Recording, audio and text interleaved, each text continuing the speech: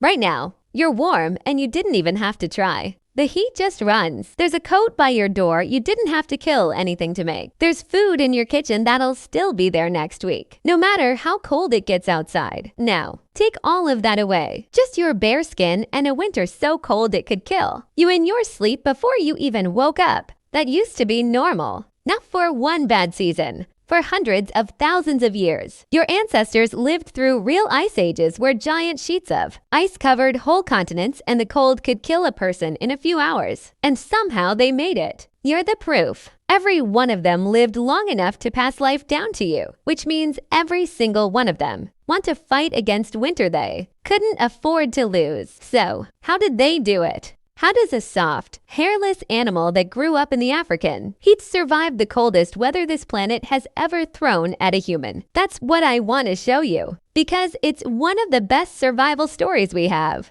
And almost nobody knows how close we came to not making it at all. Let's be honest about what they were facing. Because winter makes it sound like a cold afternoon and a campfire. It was nothing like that. The last ice age was worst around 26,000 to 19,000 years ago. I sat on top of Europe, Asia, and North America. The land was flat, frozen, and open with nothing to stop the wind. Trees were hard to find. Food vanished for months at a time, and humans just aren't built for that. We come from warm places. Our bodies still act like it. We don't have thick fur. We don't have a fat layer like a seal. We can't slow our heartbeat and sleep through the cold like a bear. Take a person's clothes off in real cold and they've got hours, not days. The body shuts down and that's the end. The animals around them were made for the cold. Mammoths had fur and fat. Cave bears could hibernate. Reindeer could just walk far away to somewhere warmer. Humans had none of that. On paper, we should have been one of the first things to die when it got cold. Wrong body, wrong place, worst possible time. But we had a brain that could plan and hands that could build the things our bodies were missing. That turned out to be enough, just barely. There wasn't one trick that saved us. It was a whole pile of them. And each one fixed a problem that would have killed them. Here's how they actually pulled it off. It started with fire. Nothing works without fire, so that's where it begins. Humans had been using fire for a very long time, at least 300,000 to 400,000 years. By the Ice Age, fire wasn't a nice extra. It was the whole thing, and they were good at it. People digging up Ice Age fire pits in Ukraine expected to find rough little fires. Instead, they found carefully built fireplaces, and one of them had burned at over 600 degrees C. That's hotter than 1,100 degrees Fahrenheit. When wood ran low out on the open land, they burned fat and bone instead. Fire gave them heat, cooked their food, hardened their tools, and added hours of light when the sun barely came up. Then they learned to carry warmth with them.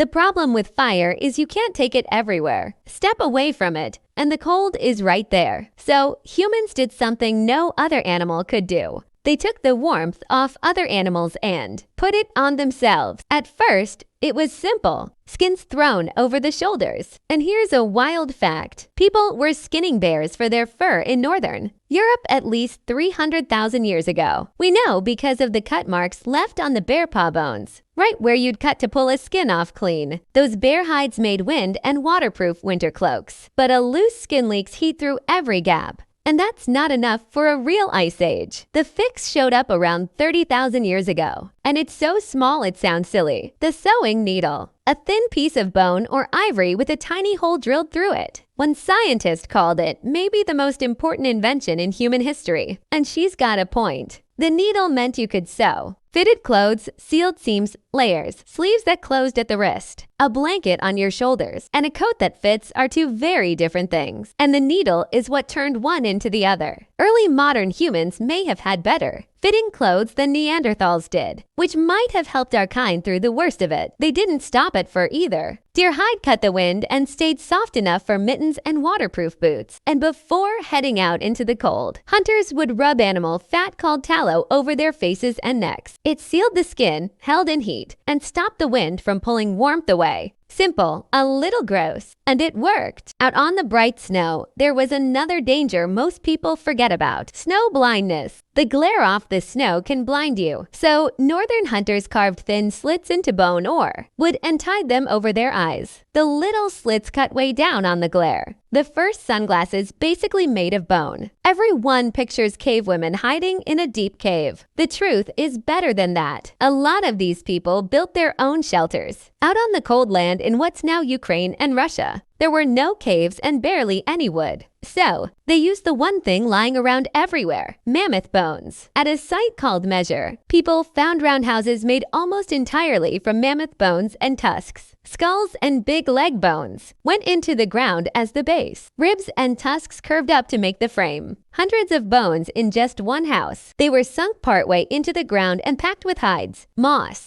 and earth, which held the heat well enough to keep a whole family comfortable. The biggest one is about 18,000 years old, right in the coldest part of the Ice Age. And the site looks like it was used again and again over hundreds of years. That's some of the oldest building we've ever found. People made homes out of giants, and the design was clever in ways you wouldn't guess. Many winter homes had a cold trap. Doorway with the door dug lower than the sleeping area. Cold air is heavy, so it sank down into the entrance and stayed there while the warm air rose up to where the family slept. They figured that out tens of thousands of years before anyone wrote down how it works. They also used snow, which sounds backwards until you felt it. Snow is a great insulator. Pile thick walls of it around a shelter and the inside stays close to freezing even when the air outside drops to 30 below. Long before anyone perfected the igloo, people already knew that. Under a snowbank was far warmer than out in the open air above it.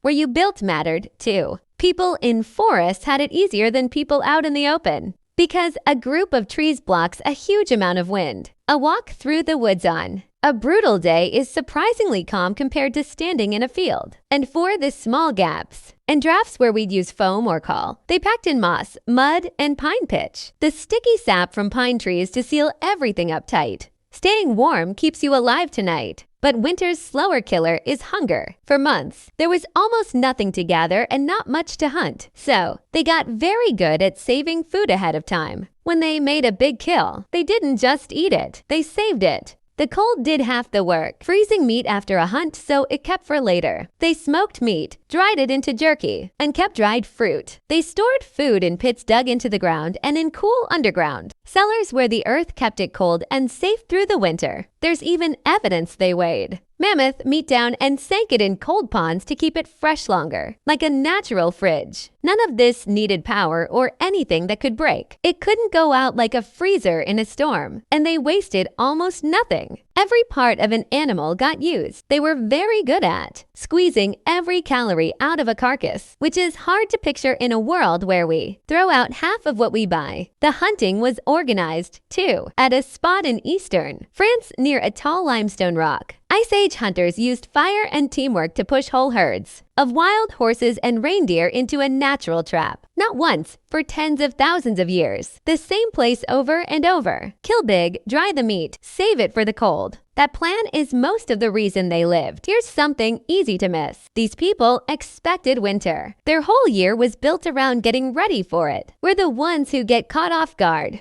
We just assume the power will come back on. And when a bad storm hits, we're surprised. They were never surprised. A huge part of their year was preparing. And they used each other. Way more people lived under one roof than we'd ever put up with in way less space. And that was on purpose. Body heat is a real heat source when you pack enough people close together. The person with a room to themselves wasn't lucky. They were cold and exposed. It was usually the ones living alone, especially the old, who died first in a hard cold snap because there was nobody next to them to share warmth. But that doesn't mean Ice Age people were always peaceful. Life was brutally hard. Resources were limited, and sometimes humans became a threat to other humans. We know this for a fact, that some ancient humans got into cannibalism to survive when food became scarcer than an honest politician. Ice Age people sometimes had no choice but to turn to the most desperate measures for survival. They also used animals for heat. In the worst winters in medieval Europe and Russia, peasants brought the livestock, cows, and sheep right into the bottom floor of the house. The animals gave off a huge amount of heat and it rose up and warmed the family living above them. You basically lived on top of your own furnace, and the furnace was a cow. Sometimes the cold went so deep that people's bodies adapted. The Yagan people at the southern tip of South America lived somewhere freezing while wearing almost no clothes. To survive that, Their bodies ran hotter than ours and made more heat from the inside. They also used a deep squatting position to rest, which tucked in their arms and legs and cut down how much warmth they lost. Their answer to the cold wasn't a coat. It was their own body turned up high. And then there's the strangest idea of all. There's a chance some early humans got through winter in a way that sounds made up by hibernating. At a Spanish site called the Pit of Bones, scientists studied early human ancestors from around 430,000 years ago who lived through a cold, icy time. And the bones are strange. The damage in them comes in cycles like clockwork, seasonal marks, growth that stops and starts, signs they weren't getting enough sun, teenagers with strange interrupted growth. It's the same pattern you see in animals that hibernate when the body slows way down, stops eating properly, and starts feeding on itself. The scientists suggested that these people without enough fatty food to get through a brutal winter might have gone into caves and slowed their bodies down into a kind of deep sleep to wait it out. It's not settled. Plenty of scientists argue against it and say there are other reasons for that bone damage. We can't truly hibernate now, but the idea is strange enough that serious people are still arguing about it. So your ancestors sleeping through winter like bears isn't something we can just wave away. For hundreds of thousands of years, making it to spring was never a sure thing. Every winter was a test you could fail, and failing meant dying. Just imagine this. Girl, these ancient women were out here in the Ice Age, minus 40 degrees C, toes frozen solid, wearing nothing but a dead wolf's hide as a jacket. They were hunting mammoths with sticks and rocks. One mistake and that hairy tank would turn them into red paste on the snow. And if the mammoth didn't kill them, starvation, infection from a tiny cut, or some other tribe smashing their skull in for their food. Just pure violence and survival. And you, if the AC turns off in summer, you're already done, girl. Your ancestors were licking frozen blood off rocks to stay hydrated. And you're having a full-blown existential crisis because Starbucks got your oat milk latte wrong. A mosquito bites your soft skin, and you act like you caught Ebola. These women got impaled by a mammoth tusk, stuffed moss in the hole, and kept hunting like it was Tuesday. Now, jokes aside, here's the part that gets me. In a couple thousand years, which is nothing on this timeline, we went from stacking mammoth bones into a house to tapping a button for heat. The deadliest thing our ancestors ever faced is now something we complain about on the walk to a warm car. We beat winter so completely that most people forgot it was ever a war we were losing.